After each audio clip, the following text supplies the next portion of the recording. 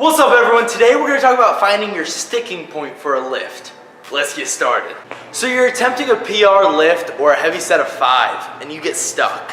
It's the same spot you always get stuck in and you call it your sticking point and you decide you're weak in that position. So the obvious thing to do is to pick an assistance lift like some pin or pause work and place it right on that sticking point. But what if I told you that might not actually be your sticking point and we can use some physics to explain what I'm talking about? Class, let's talk about my favorite physics equation. F equals ma. F stands for the force acting on an object, which in this case is the barbell. M stands for the mass, which is the weight of the barbell divided by gravity. But for this video, let's just say the weight you'll be lifting. And finally, A stands for acceleration, which can be a positive number if you're increasing the speed of the barbell, or a negative number if the barbell is slowing down. Now let's look at how this applies to lifting. Let's look at the deadlift, for example.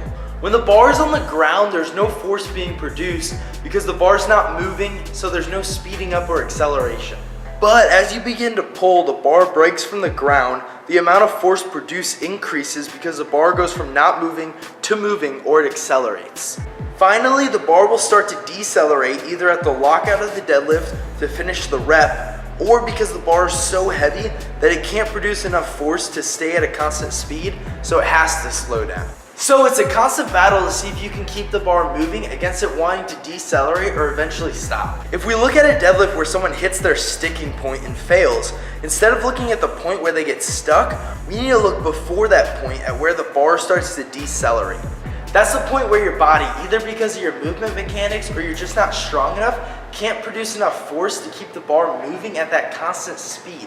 So it starts to slow down or starts to stick. So you found your sticking point for a lift, but what do you do now? There seems to be 2 different ways you can go about it. You use an assistance lift like a rack pull and place the emphasis right at that sticking point and strengthen that position. But can you actually strengthen a specific part of a movement and get rid of a sticking point? I would say I'm not really sure, but what I think is more realistic is to make sure the athlete doesn't have any major technical issues that are causing these sticking points, and then from there, just get them stronger.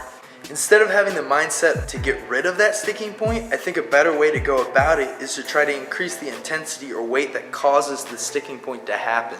Often, these sticking points are caused from the way our body's shaped or our anthropometry, which is pretty hard to change. So if we get this sticking point on a deadlift every time we lift more than 400 pounds, a good goal to have would be to get someone stronger, possibly using a specific assistance lift, to a point where they don't have that sticking point until they deadlift more than 450 pounds.